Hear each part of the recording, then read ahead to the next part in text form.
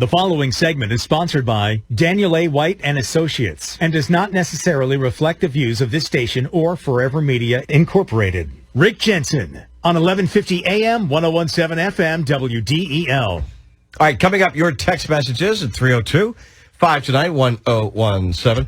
Earlier, I shared with you the story of the woman who is now homeless because the federal government said you're not allowed to collect rent from tenants. Oh, and by the way, you have to pay your mortgage and your insurance and everything else because the government basically has made her homeless. And that plus you add into there the fact that the government says, oh, by the way, we're going to pay people's rent, and yet they've only doled out about 10% of that money all around the country, about 10%. So 90% has not gone to the landlords, but they still have to pay their mortgage companies, they have to pay utilities, and they still have to pay, so, the insurance and everything else. Now, until the government did this, real estate investment was generally a good investment for retirement as well as current income. But you got, small mom and pops, and like the lady in Ellesmere with 3 rentals, one woman who's homeless now, she's got 3 rentals. The government just, crushed them. They crushed their lives by demanding they allow people to stay in their rentals and not pay, and then failing to give them money.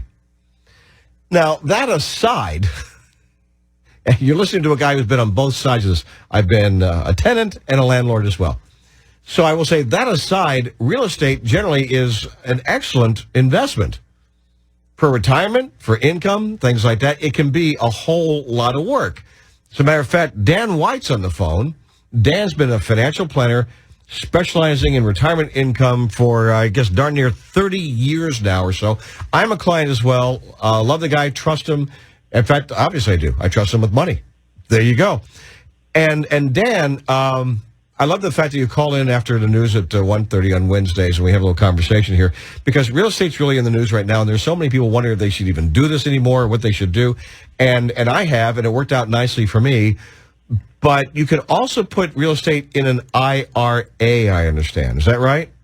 Yeah, it's kind of interesting, Rick. We're in the same boat. I've been a landlord. I've also been a tenant. And as you say, you've got good stories and you got horror stories. Well, wait a second. I'm going to interrupt there because I'm going to bust you on that one, my friend.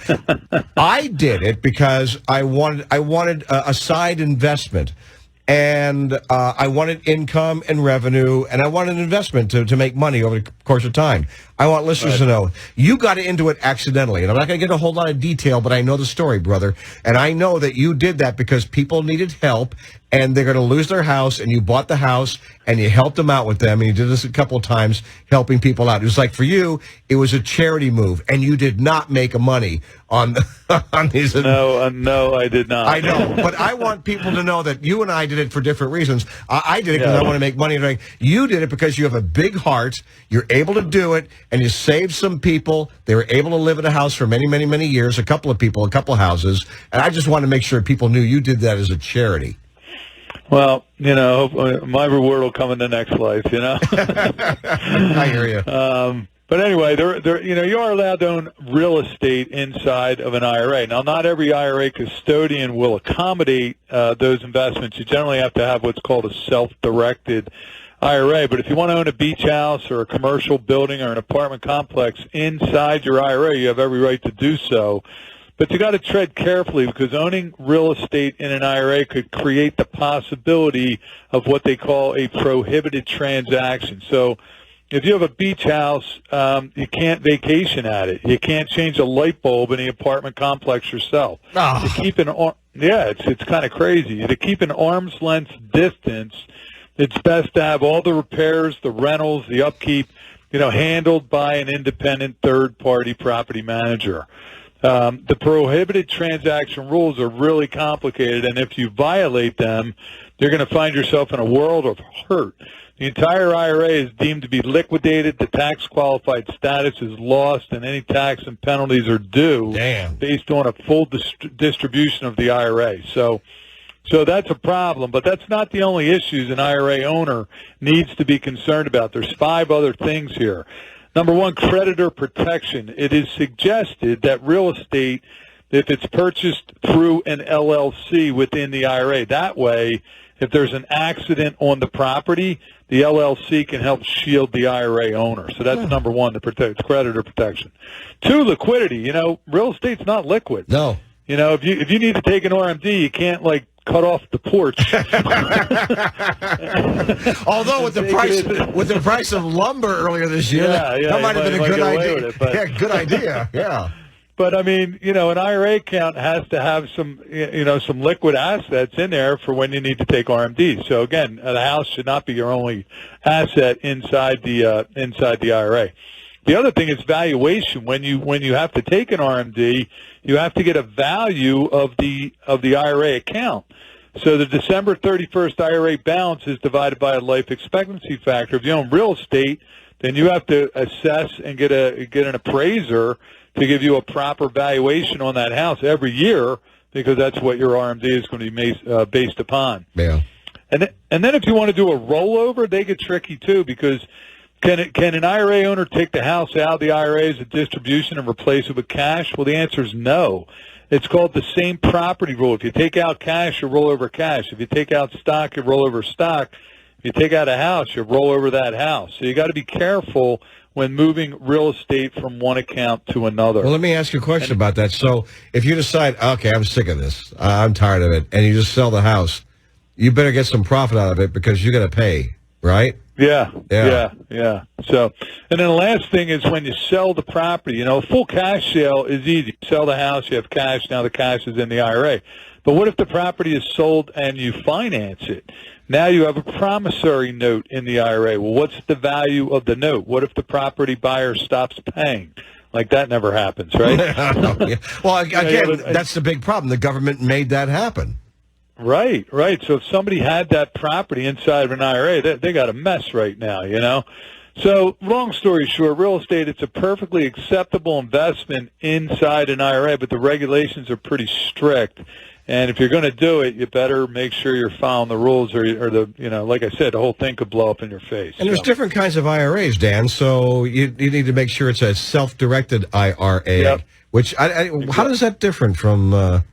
Well, mainly it allows you different investment vehicles inside the IRA. Like if you have an IRA with Vanguard, they're not going to let you buy a house and put it in the IRA. Okay. Yeah. But if you have to have a special custodian who'll say, hey, yeah, you can buy real estate, you can buy whatever you want. I had a guy that actually took his IRA and he bought a business.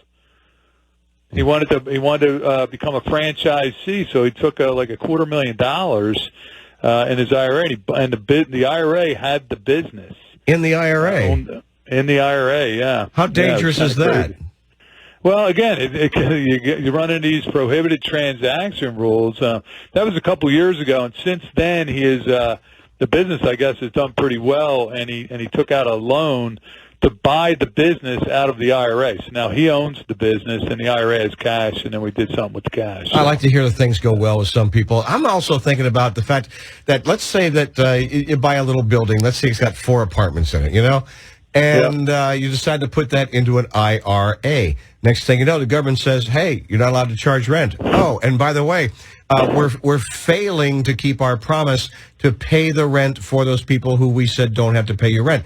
Now you're going bankrupt. Now let's say you're $90,000 in arrears because it's been a year, and now you can't afford anything. What happens? I mean, what happens with that? Because if it's an IRA, they just go bankrupt and everything's null and void in the IRA?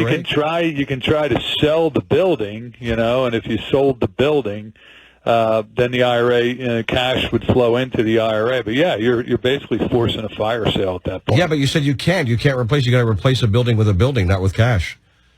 So, well, that's if you roll it out. That's if you roll it out. Oh, if you want to roll it. Yeah. I see. Yeah. Forget. Not worth it. Yeah, it's a mess. So, I mean, You can do it. There's a lot of rules. I mean, you just got to really dot your I's and cross your T's if you're going to do it, because there's a lot of loopholes. All right, Dan White, financial planner. You can get hold of him at 888-690-8820, 888-690-8820. Office in Middletown, also just up the road, 202, just right over the border there in Pennsylvania. You also host On the Money Sunday mornings here on WDEL. So we get up, have a cup of coffee, and have a healthy donut. If there's such a thing. Yeah. And what are we going to hear on Sunday morning at 7? This Sunday, it's kind of interesting. We've talked at length about the Federal Reserve and some of the mistakes that they've made, and basically, it's the show is about why it's time to end the liquidity madness. I mean, the Fed is at the point we're having inflation. We're having growth, it's time to raise rates. It's time to, the Fed's mandate was never to keep the stock market up. So, if it's time to reward retirees and maybe give them a little interest at the bank, All right, I hear you. By the way, with the news out today that Social Security is going to run out of money earlier than expected, I'm looking forward to talking with you and hearing what you have to say about that, too. Yeah, it's going to be an upcoming show because we just got the trustees' report just this past week, and it's not surprising with COVID and with people working less and all the layoffs that less money went into the system. But they're going to they keep kicking that can down the road too, and they're going to have to address it soon, hopefully sooner rather than later. Dan White and Associates, financial planning, 888-690-8820. Good stuff. Good talking to you, buddy. You too, pal.